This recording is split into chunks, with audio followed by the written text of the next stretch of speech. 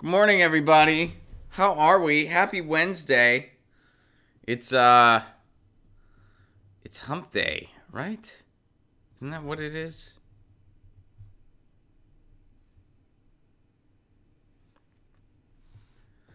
Technically, it's our Thursday because we don't do a Friday show. Good morning, Karen. You're first. Congratulations. You've done it. Hello, Lee. How are you?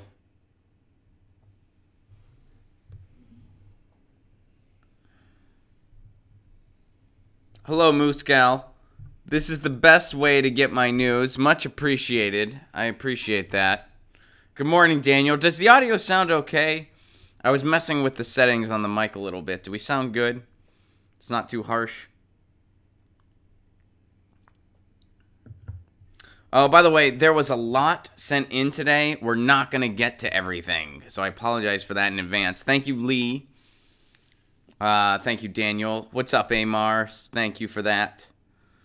Ron, is Lucy endorsing anybody for 2020? Lucy has not made an endorsement yet for 2020, but I mean, she likes Bernie and Tulsi. Let's see here. Thank you, Long Beach. Good to see ya. Thank you, Inkspixels. Good to see you. Thank you, Influx. Good morning, Susan. How are you? Thank you for that. Chris Wynn. Ron, did you see Mike Lee's anti-Green New Deal presentation on the House floor? It may literally be the most ridiculous House floor presentation in U.S. history. I did not, but we're going to be talking about the Green New Deal a lot today. So yeah, we're almost at 30. Once we hit there, we will officially jump in. What's up, Angela? What's up, Sungreen? Moose Gal, you're right. No candidate does have a plan for kitties. What's up, Lance? Fellow Alkaline Trio fan here. That's awesome. Thank you very much. Man, that new Alkaline Trio album was certainly a treat. I would say it was their best one since Good Morning, in my humble opinion. And I I'm still enjoying that album. I still listen to this thing cursed regularly. Hello from Puerto Rico. You should cover our story. It's important. Tweet me some stuff. Please, tweet me some stuff. Guys, we are at 30. Welcome to Get Your News On with Ron, the world's first viewer-curated streaming news show. You guys send me ideas. We talk about it. That's how we build the show. I have a question today that I'm hoping some of you guys can I'm hoping some of you guys can help me with, because I don't know the answer to this. And we're going to dive into this. Susie, Ron, I hear you're coming to Retracted. Am I allowed to say? Susie, I'm not sure what you're referring to. I don't know what you're referring to, but I'm sure you're allowed to say it, whatever it is. All right, so should we focus on homesteading instead of Green New Deal? All right, so here's the thing with the Green New Deal, and this is how I want to start the show today, because I have a question that I'm hoping y'all can help me answer, because I don't have an answer for this, or maybe the answer is obvious, but let's go to it. All right, Senate blocks a Green New Deal. So this happened yesterday. All right, so the Senate on Tuesday, which is yesterday as of the recording of this, today being Wednesday, as of the recording of this, a progressive climate change resolution that Republicans viewed as prime fodder heading into the presidential 2020 election. The Senate voted 0 to 57 on taking up the resolution, with 43 Democrats voting present. Most Democrats were expected to vote present, a move that allowed them to avoid taking a formal position. Now, Senators Joe Manchin, Kristen Sinema, Doug Jones, and Angus King voted with Republicans against the measure. So these are the Democrats and independent most against the environment. All right, so the Democrats did that. The Senate blocks a Green New Deal with most of the Democrats voting present. So, gee, why did they do that? Why did they want to stay neutral on this deal? Well, there's actually a little more to it, and it was a calculated political move. Here's what Alexandria Ocasio-Cortez says about it. Why did some Democrats duck a vote on your Green New Deal? Dems duck, says Senator John Barrasso. Alexandria Ocasio-Cortez responds, because I encouraged them to vote present along with others. McConnell tried to rush the Green New Deal straight to the floor without a hearing. The real question we should be asking, why does the Senate GOP refuse to hold any major hearings on climate change? Okay, so this was a political move on the Democrats. They wanted to kind of not play into Mitch McConnell's hands and rush this, rush this to the floor before it was ready. Right? They have the resolutions of a Green New Deal, but the nitty gritty, all the details are not worked out. Okay, so this was a political move. All right, so here's something. What's next for the Green New Deal? Republicans in Congress have criticized progressives' Green New Deal as an impractical, ludicrous, or even dangerous plan. What are they offering in its place? All right, so the United States Senate rejected a resolution for a Green New Deal, the non-binding resolution with lofty climate goals, blah, blah, blah, blah, blah. Okay. At least 6 of the... All right, so people are behind a Green New Deal, but instead of voting in favor of the loosely defined resolution, most Senate Democrats voted present on what many progressives are calling a sham vote. Ahead of the vote, Democrats and climate activists accused Senate Majority Leader Mitch McConnell of scheduling the vote to try to divide the Democratic Party over the loosely defined resolution and turn the deal into a political weapon. Okay, so let's stay on Mitch McConnell for a second. And let's go here really quick. Mitch McConnell, I do believe in human-caused climate change. All right, so Mitch McConnell himself believes in climate change. By the way, I put believes in quotes because you don't get to believe or not believe in climate change. You either accept it or deny it. It's peer-reviewed science. It's an evolving body of work based on research, trial and error, hypotheses. You don't get to believe or not believe in that because there's evidence supporting this. It is science. You don't get to believe or not believe in science. You either accept it or deny it. You get to believe or not believe in a supreme being because there's no evidence of that one way or the other. It involves the process of belief. It involves the process of faith. You either believe or don't believe in that. Science, you don't get to believe it. I don't. What do you mean you don't believe in it? You think all the scientists aren't real? You think these are imaginary people? All these peer-reviewed journals, it's not real? All this research? It's just made up? So you either accept it or you deny it. Mitch McConnell apparently accepts it. Mitch McConnell does. Okay, so Mitch McConnell accepts climate change. And the Democrats blocked the Green New Deal. And here's something from CNN. Democrats plan to block Green New Deal in Senate Tuesday, which was yesterday. The Senate will vote Tuesday to take up a Green New Deal, the progressives' prescription to battle climate change, but it is expected to be blocked by Democrats who support many of the ideas in the plan, but believe Republicans are trying to score political points by forcing a quick vote on the nascent proposal. Senate Majority Leader Mitch McConnell, a Kentucky Republican, has made clear he is pushing the vote to put Democrats, especially the many in the Senate who are running for president, on the record regarding the controversial plan written by liberal Democratic Representative Alexandria Ocasio-Cortez in Ed Markey, Massachusetts, which Republicans argue is a socialist manifesto that will destroy the economy. Okay, so this was a politically motivated event through and through. And the Democrats wanted to stay neutral to not appear as if they are... to not appear as if they're pushing this through before it's ready. So, here's my thing. First of all, let's just ignore all the stuff we already know. That first of all, the whole, how are you going to pay for this? That seems null and moot when the fate of the planet is at stake. First of all. And also, look at all the money we spend on war. And also, the Green New Deal brings in jobs that are necessary and sustainable. They bring in new energy jobs. They bring in infrastructure jobs. And this is something our economy desperately needs, and it would be a sustainable thing that would help out everybody. Let's just table all that for now and say, okay, we'll concede that it's not ready, that the details are not worked out. Let's just concede that for the sake of argument. Why wouldn't it have been politically better for the Democrats to stand in unison on the Green New Deal and force the Republicans in the Senate to go on the record going against it? Oh, Mitch McConnell's trying to get us on the record and divide the party. Okay, so don't let him. Why not the Democrats stand in unison on, with the exception to the few outliers, Joe Manchin, Sinema, etc. Why not stand in unison and say, okay, you're forcing this before the details are worked out, but we stand behind the resolution that is a Green New Deal. So we'll work out the details later. We're behind this. Then you force the Republicans in the Senate, because Republicans control the Senate, so it's not going to get out of the Senate anyway.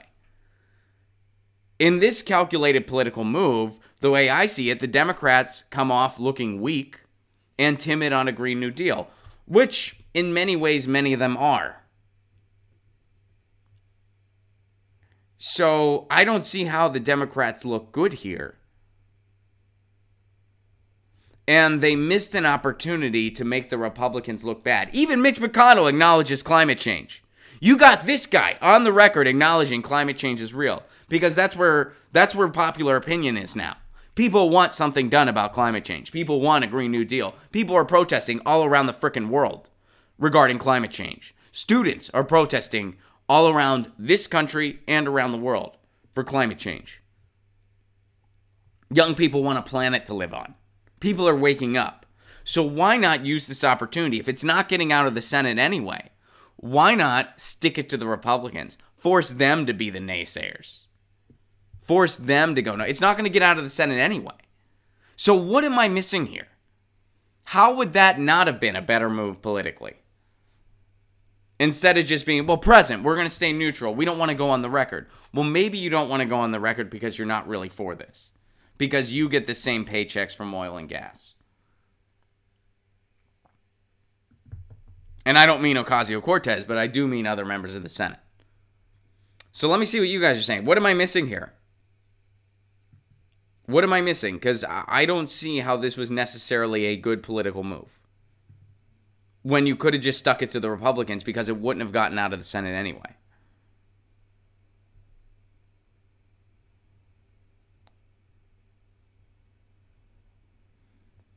Exactly, Ron, says Karen.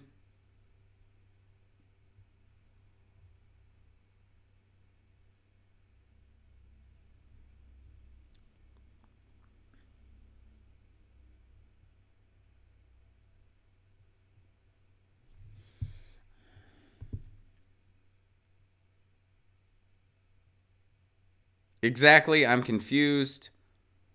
Is this the Dem watered down version? It wasn't clear. Thank you for challenging, Jenna says, thank you for challenging the belief in science narrative. Science isn't a fucking belief system. I agree. Cheers. Thank you for that. Does Mitch McConnell have a primary challenger?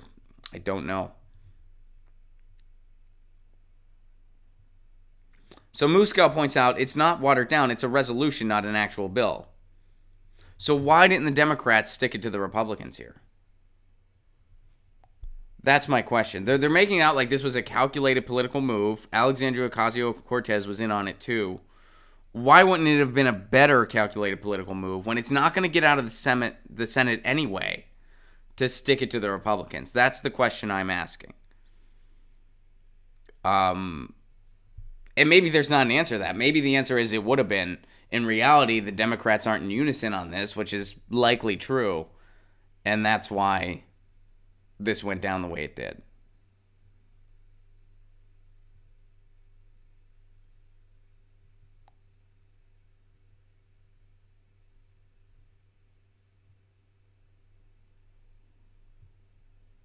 Chris says Dems will introduce their better Green New Deal that includes banning plastic straws but ramps up fracking and oil production. Sadly, that may be correct. Although, I do love metal straws. Don't be dissing the metal straws. I think they didn't want to play around with Senator McConnell. It wouldn't have been playing around with Senator McConnell to stick it to him. To be like, okay, you want to force this? You want to force this before the details are worked out? We're going to stand in unison behind the Green New Deal. So now the Republicans have to go on the record against it. I don't think this was a good calculated political move. I don't think this was. I think in reality, a lot of Democrats are very timid on it because they take the same oil and gas money, and that this was just political theater. If it was really a calculated political move, you know it's not going to get out of the Senate anyway. So why not stick it to the Republicans? So then in 2020, you have that in your arsenal. Does licorice work as a straw? It most certainly can, yes. You got to get the big licorice. You know, when I was a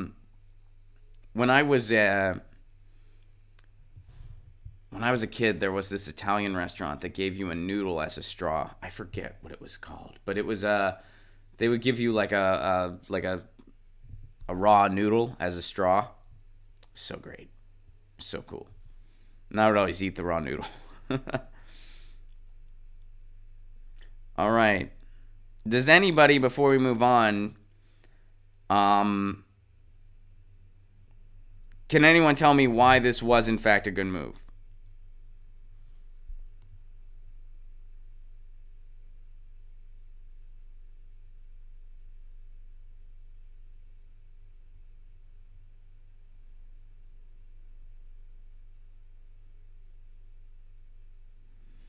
Ink Spitzos points out the GND proposal could be exactly that since it's a non-binding resolution. Yeah, so stick it to the Republicans. Susan, it was not a good move. A. Marvs, nope, it was terrible. Angela says, only good thing was it outed the 3 Dems that voted with the right. I hear you, Angela, but had they been in unison for it instead of neutral, those 3 Dems would have been outed anyway. Those 3 Dems still would have voted with the right.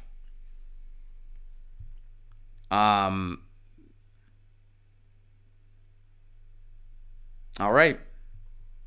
Cool. So, bad move on the Green New Deal, Democrats. That was not smart politically. To the surprise of nobody. All right. Let's see. What else are we talking about here? We got a lot to talk about. Oh, here. Let's go. You know me, I like to do the more hard news first and the easier stuff last, you know. So guys, bad news. 7 were killed in an airstrike on a Yemen hospital. You know those dangerous, threatening hospitals. Hospital was hit by an airstrike on Tuesday, killing 7 people. A hospital in a rural area of northwest Yemen was hit by an airstrike Tuesday, killing 7 people and wounding 8 others, Save the Children said. The international aid organization, which supports the hospital, said in a statement saying to the Associated Press that 4 of those killed were children and 2 adults are unaccounted for. Save the Children said a missile struck a petrol station near the entrance to Qatif Royal Hospital, about 100 kilometers from the city of Sada.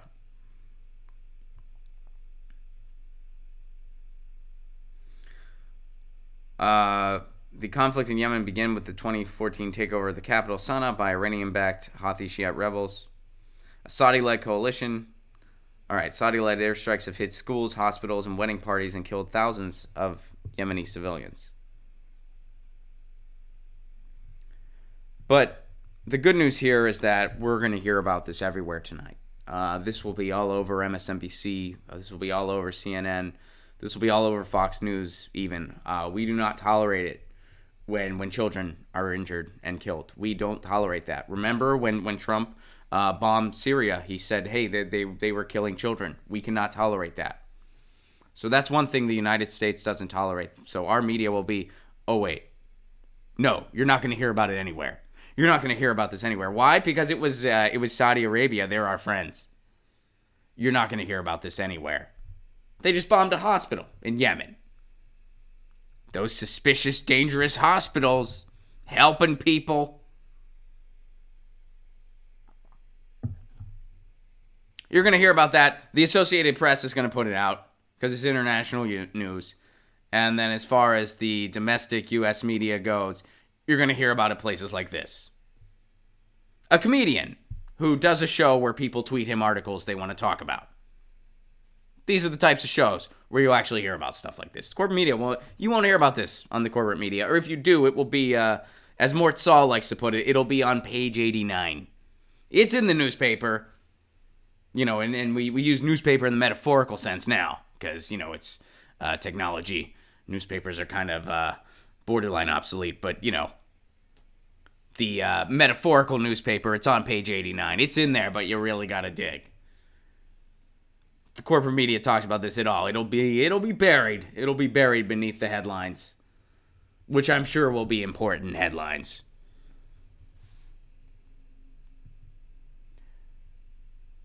Hospital. You know, we clutch our pearls. You know, when it's someone we don't like. But when it's Saudi Arabia, oh, they're with us.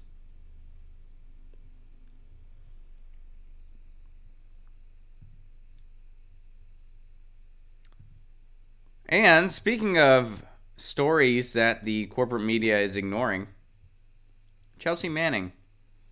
Torture plain and simple. Chelsea Manning supporters demand her release from solitary confinement. Manning has now been held in isolation for 22 hours per day for the last 17 days since being held in contempt of court. Supporters of U.S. Army whistleblower Chelsea Manning are demanding she be released from solitary confinement, in which she has been held for 17 days since refusing to answer a grand jury's questions.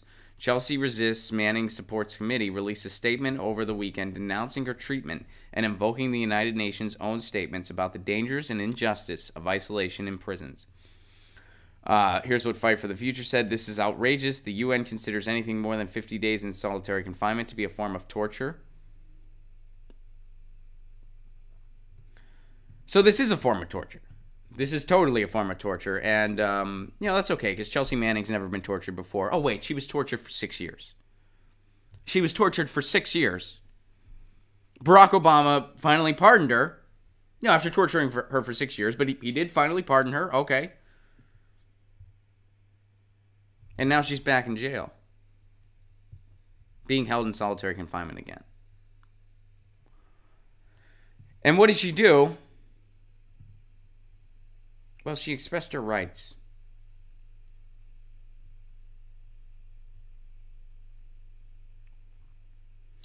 Manning arrived at a Truesdale detention center in Alexandria, Virginia on March 8th after appearing before a grand jury, which he says interrogated her about her 2010 decision to leak U.S. military documents to WikiLeaks, making public possible U.S. war crimes in Afghanistan and Iraq. No, making public, this word's not necessary. Making public U.S. war crimes in Afghanistan and Iraq. She exposed war crimes. That's what Chelsea Manning did. Chelsea Manning exposed war crimes. No need to tie any bow up on it. No, they were war crimes. She exposed that they weren't potential war crimes. They weren't possible. They were war crimes. Not trying to over nitpick, but they were war crimes. Manning said she already answered similar questions in 2010 when she was court-martialed before serving 7 years of a 35-year prison sentence, and answered the grand jury by saying, "I object to the question and refuse to answer on the grounds that question is in violation of my First, Fourth, and Sixth Amendment and other statutory rights." Well, they said she was in contempt of court and threw her in jail anyway. Justice for some. Certainly not justice for whistleblowers. When it comes to the treatment of whistleblowers, we are lockstep in tow with a fascist regime. Edward Snowden, Chelsea Manning, evidence of that. And now Chelsea Manning's back in jail. We have in the United States Adam Schiff, who is in a district near where I live, who is just an opportunist, failed actor, corporatist.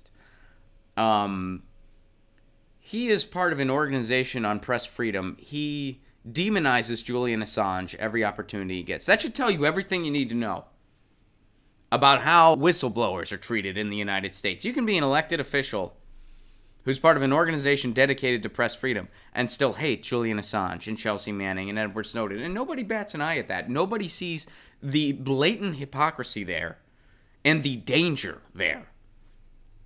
They're torturing Julian Assange. He's been held without sunlight for heaven knows how long now. Well, people know the exact number. I don't know the exact number off the top of my head, but it's been a lot. Chelsea Manning's back in jail being held in solitary confinement, which is designated a form of torture, and it is. I'm sure she's being treated horribly. Press has not been reporting on this. I mean, it's like she appeared in court. They wanted to get her on something. So she said, hey, this is violating my rights. We've already been through this.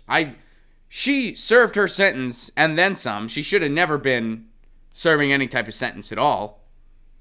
And let's keep in mind, Barack Obama had the opportunity to treat Chelsea Manning and Edward Snowden as political offenses, not criminal offenses. He chose not to. He didn't do that. Obama didn't do that. And Bush was just as bad on whistleblowers. Trump will be just as bad. They're all... We've not seen a president with a fair and honest response to whistleblowers in my lifetime, and we probably never will.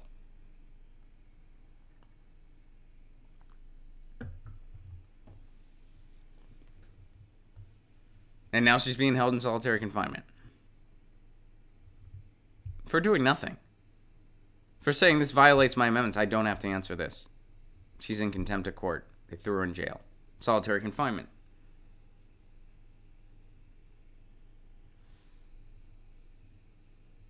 This should be all over the news. All over the news.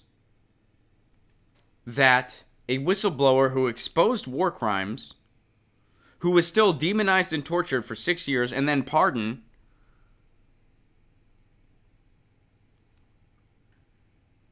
is now being bullied again. That should have been all over the news right away, that she was even asked that in court. And every attorney in the country should have been offering their services to her. Should have been like, hey, you know what? This is ridiculous. I'll be at your service for free, Chelsea Manning.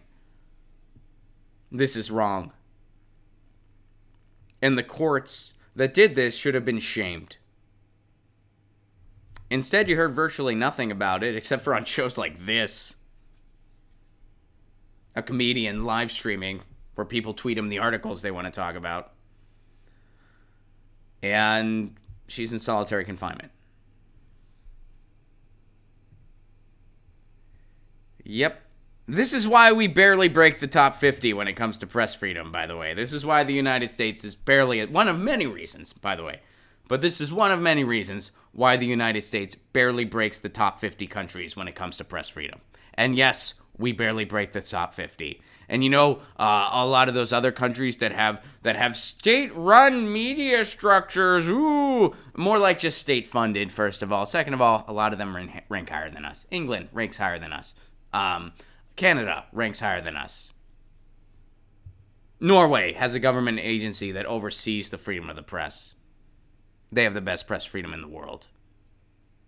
It's an agency that's funded by the government and different organizations that oversees freedom of the press and assures that one company can't control all the press. There's limitations on how much press one company can own.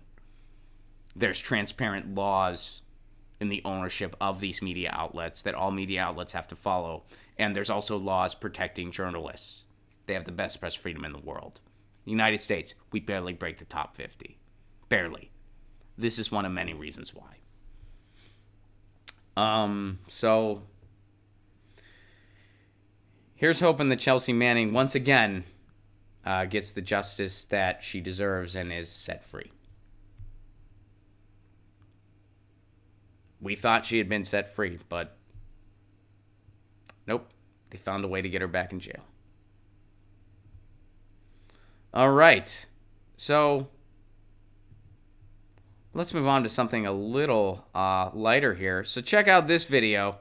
This is fun. Check this out here. Hold on. Let me get it ready for you. All right, you ready for this? This is kind of fun. It's Pope Francis. There's Pope Francis. All right, check this out. Oh, you want to kiss his hand? No. Don't kiss my hand. You want to? No. Don't kiss my hand, bro. Don't kiss my hand, bro. I don't want you. No. Don't kiss my hand. Don't kiss my hand. I don't want you kissing my hand. I don't. No. Kissing the hand. No, ma'am. No, miss. No. Don't kiss my hand. No, you're trying to do that. I don't, dude, don't go. Yeah, I'm just going to pull away before you can even go in for the kiss. No, lady. No, dude. Come on. You guys, let's take it easy on my hand. Take it easy on my hand. He did not want them kissing his hand. Pope Francis was like, stop trying to kiss my hand. Pope Francis's hand just tweeted out #MeToo. Pope Francis's hand. Not having that.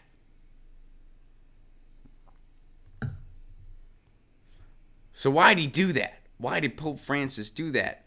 Well, here, check this out. To kiss Pope's hand or not enters the Catholic culture wars. And you know what? That's really important. You know, the Catholic Church, I can't think of anything more important that they should address than this. I mean, the Catholic Church, you never hear anything bad about them. They never get any bad press.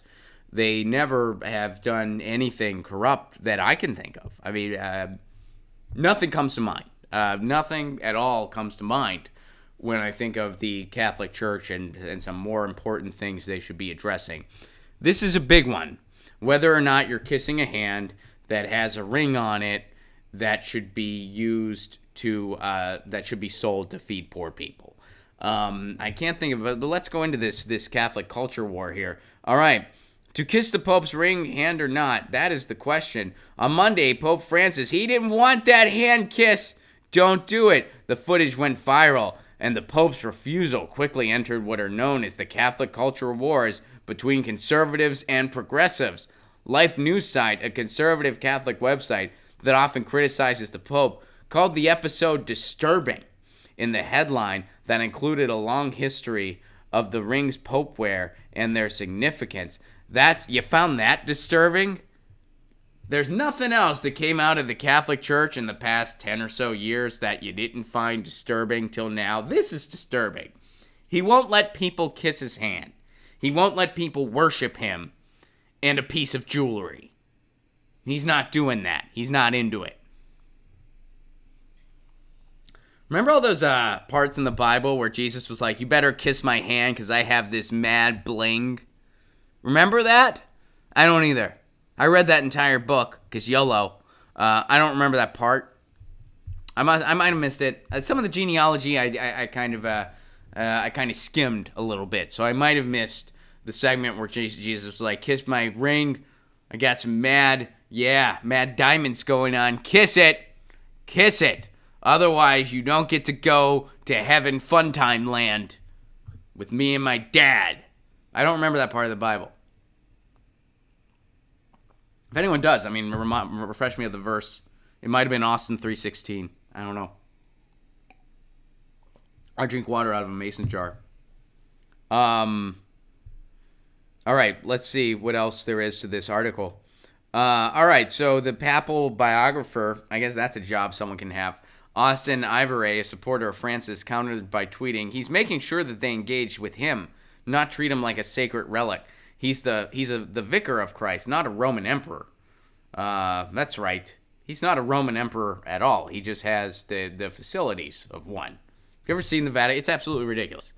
And you know, I applaud that this Pope has said and done some nice things. He goes out, he feeds the poor. That's cool. He said some nice things. Has he done anything really big as far as doing something about, all the sex abuse that goes on in the Catholic Church?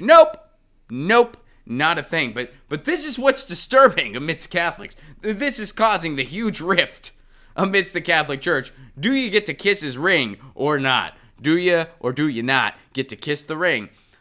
I think it's cool that he's not for kissing the ring. That is cool. What would be way cooler? If he did something about all the abuse going on in the Catholic Church.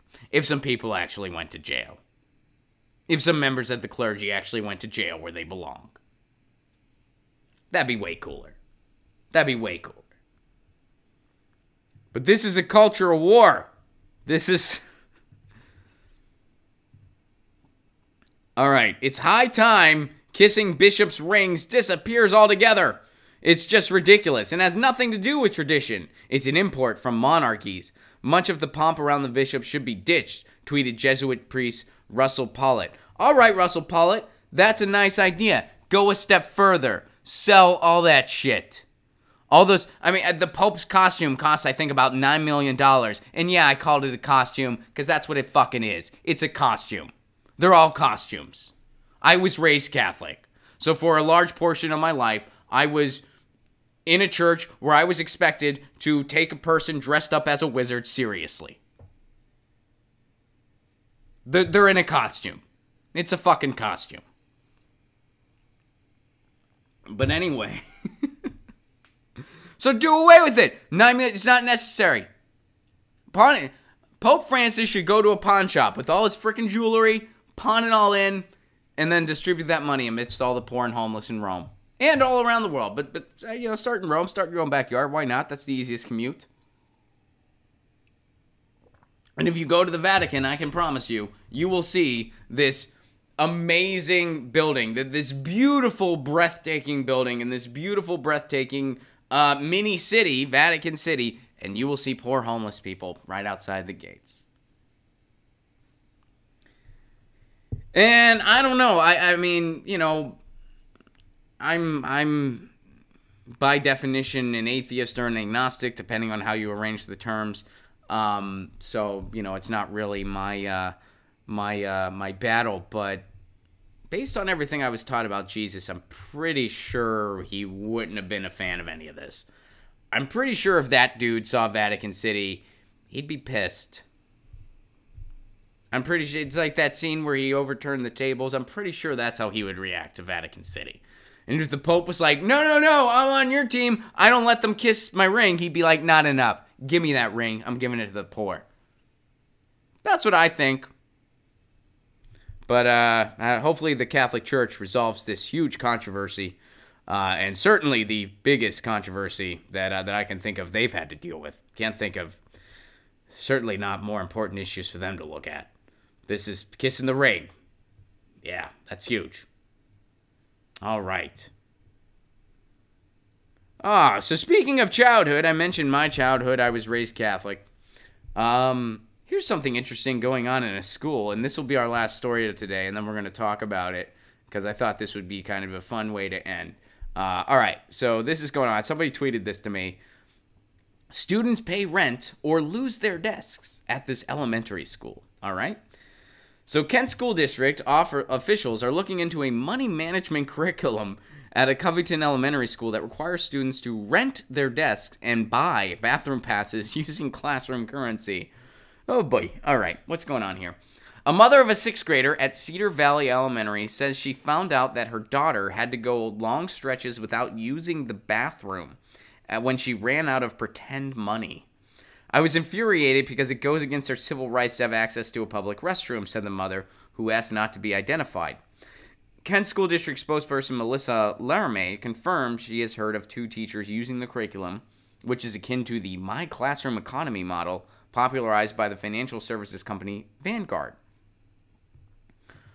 What in the flaming fuck does a financial services company have to do with creating curriculum for students?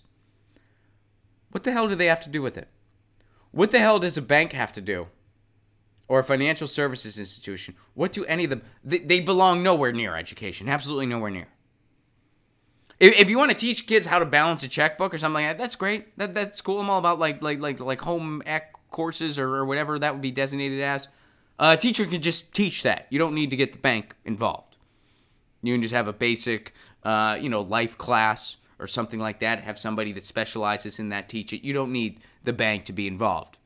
You don't need them to give a seminar or give a financial or have this economic classroom theory. Hey, kids, you're going to be underpaid, so get prepared for it now. All right, let's move on in this article, though. The curriculum at website advertises it as fun experimental learning. That sounds hilariously fun. Hey, do you want to continue to have your desk, or do you really need to take a piss? That's what you should be worried about in school. Do I want to keep my desk, or do I not want to shit my pants in class? That's what kids, not worried about your classes or your exams, but worried about that. That sounds fun. Doesn't that sound fun to you? Put yourself, make yourself 12 years old again mentally, right? You're totally insecure. You're starting to be attracted to some of your fellow classmates. You have crushes. You're worried about how good you are at whatever extracurriculars you may or may not be in. You're worried about your grades. You're worried about, am I cool? You're worried about, do I have too much acne? You're worried about, am I ugly?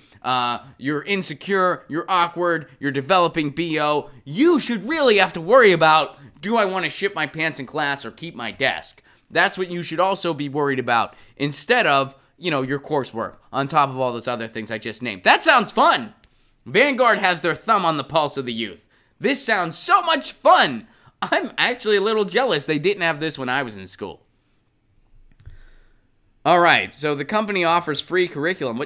Free. Sometimes you get what you pay for, by the way. It's free. All right, so students as young as kindergarten earn salaries to rent their desk.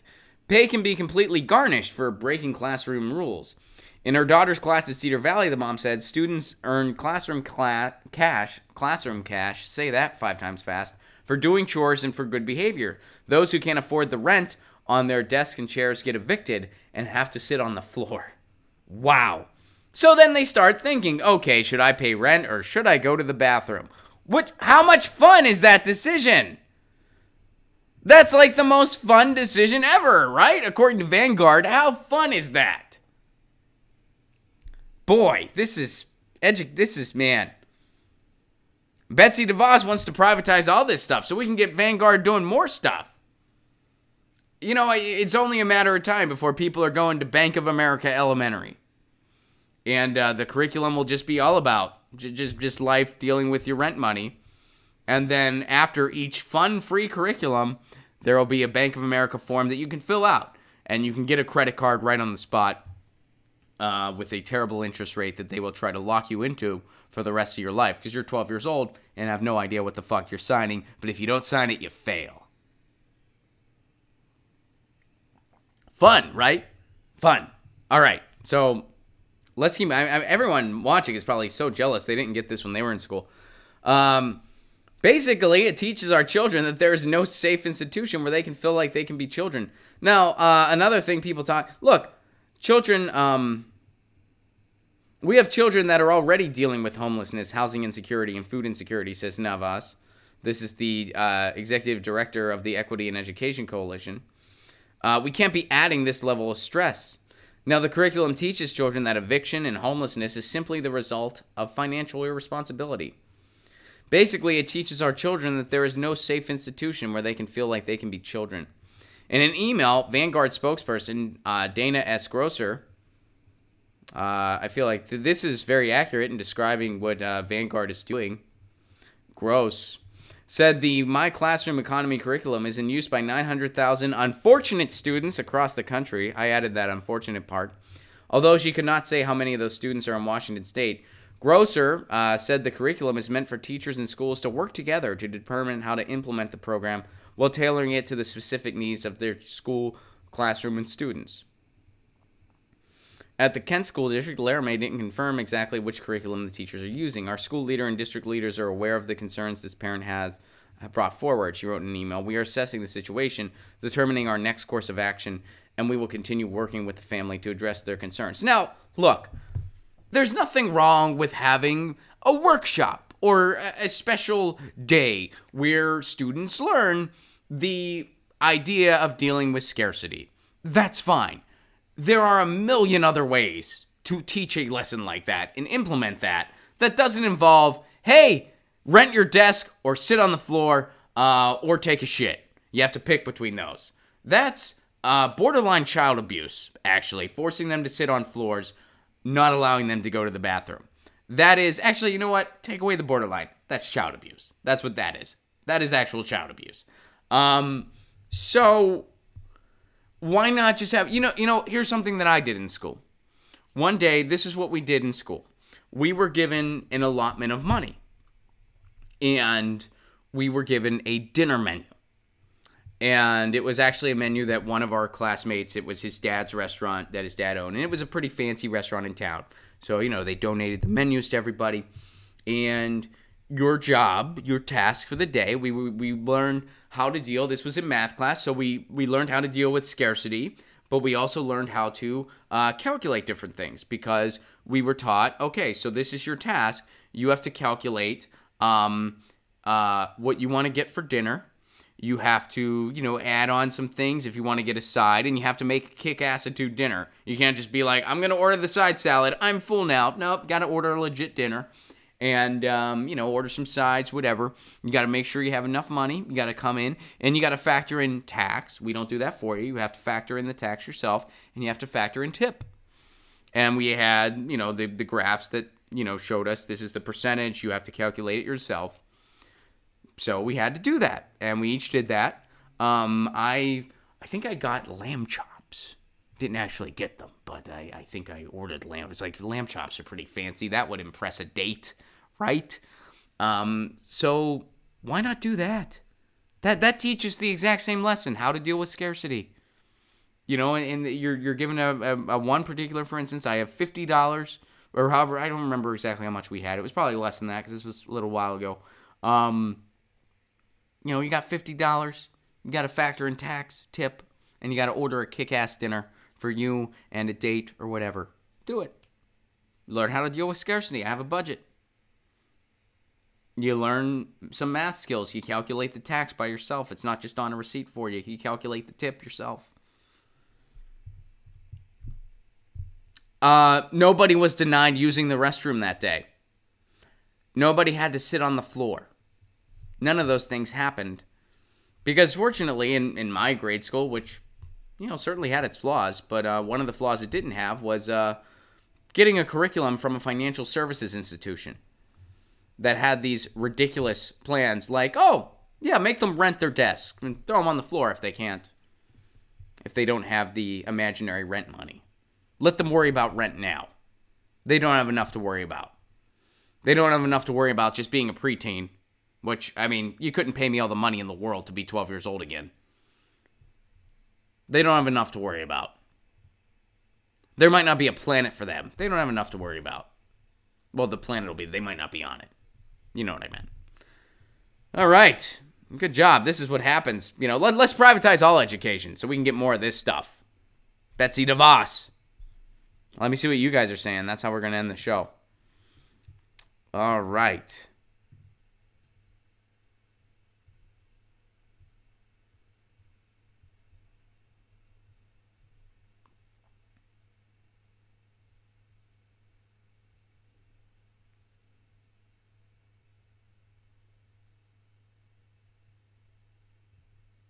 Alan says Monsanto sponsors future farmers of America. Oh boy, that's funny, but also a very scary sentiment. A Mars, churches need to pay taxes. A frickin' men. Lucy rocked it yesterday, Ron. Thank you. Thank you very much. Chris reminds us that Betsy DeVos is making giant cuts to Special Olympics and autism programs. Yes, she is. Cardinum says we should charge these brats for every Kleenex they use and for playground membership privileges. That would be next. Yeah, next you can't have recess unless you pay your monthly membership. They'll treat it like a gym. Like, oh, you didn't pay your membership for the month. You don't get recess now. Public domain, critical thinking as curriculum. I vote for that. But I can tell you from experience, sometimes that is frowned upon even at the college level. Even at the college level, that's frowned upon.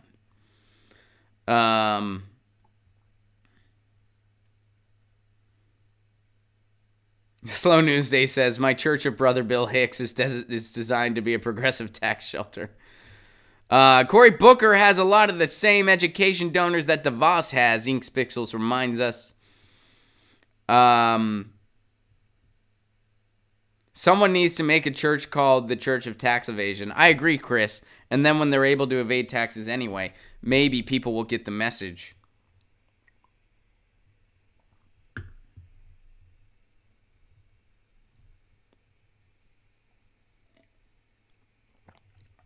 Stacy for Bernie, can you believe churches discriminate against who they will help? Do you mean that rhetorically, or are you sincerely asking that? Because if you're sincerely asking that, yes, of course I can believe that. Because I was raised, Catholic. I know, what these churches do and what they teach. So yeah, of course I can believe that.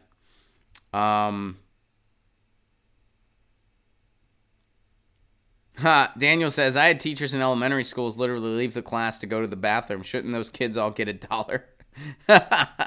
That should be the way it works. Do the teachers have to, that would be an interesting question for this article too. Do the teachers have to follow this?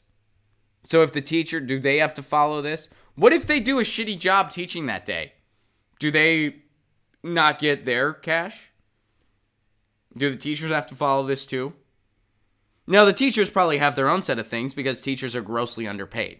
So they're dealing with that. But it seems like, yeah, the teacher should have to use this imaginary money too. Oh, boy. What a mess. Guys, we are totally out of time. Thank you so much for being part of this. This has been Get Your News On with Ron. I got some tour dates coming up.